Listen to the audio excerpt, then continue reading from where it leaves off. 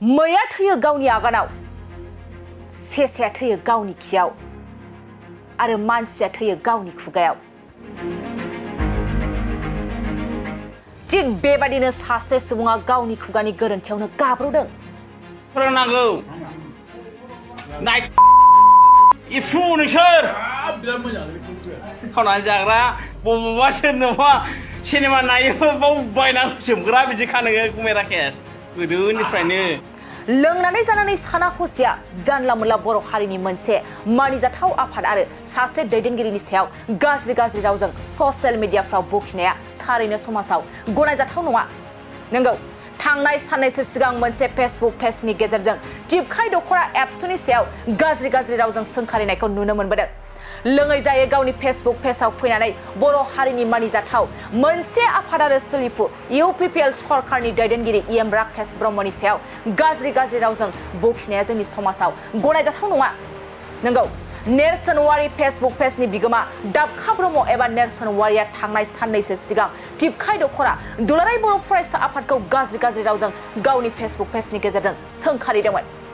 बेखौ लानानै दिनै नेरसोन वारिया गावनि गोरोन्थिखौ मोनदांनानै टिपखाय दख'रा एबसुनि मावख'आव फैनानै निमाहा बिफैबाय लोगोसे बिथाङा इयुनाव बेफोरबादि गोरोन्थिखौ माब्लाबाबो खालामा होननानैबो बुंदों आंखौथ' सिनायखाबाय लोगोफोर नेरसोन वारि चेनेल आंना फेसबुक ना दा आङो दाख्लि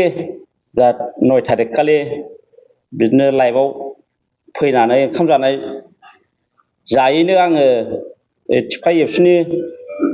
माबाफोरखौ एसे बुंनाय जादों दा बाव आंखौ भुल रं जाबाय होननानै दिनै मिडियानि गेजेरजों फोरमायहरफिननो थाखाय निमाहा बिनो थाखाय लिंहरनायखाय फैदों आङो दा भुलाबो जाखादों आंनो नायफिननानै आंनो माने खोथा रं जालायबाय मिस्टेक जालायबाय दुखु मोनखासिगोन बे बिदि साननाय फैखादों आंनावबो दा बेफोरखौ खिथाहरफिननो थाखाय दिनै सोंनाय जाहैबाय आरो आं भुल जादों आरोखि आंनानो रं जाखादों गैया बेथ' रावबो थुलुंगा होनाय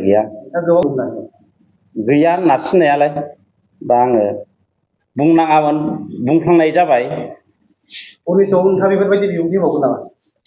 आं एबसुखौ रायखांथ'नाय जानांला आरो बेवहाय भुल जायो लोंनानै लाइभआव खनसे फैनाय जादों भुला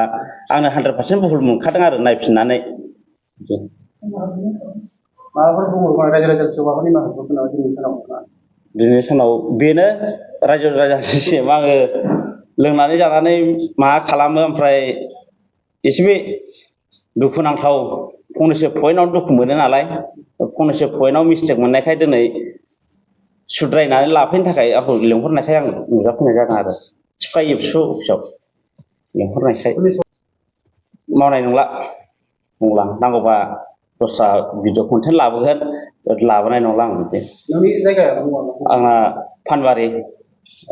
टिपखायानो गोलैखायो टिपखाय फानबारि टिपखाय आनसलिकखौ बखिनायनि थाखाय दिनै टिपखाय आनसलिकआव रायज्लायनो लिंहरदों दा आङो निमांसा जाफैबाय नोंनि बुंनाय रावा मिस्टेक जादों नंगौ दा बेयाव आंबो निमाहा लाफैबाय आंनि बुंनाया मिस्टेक जादों बिदि आरोखि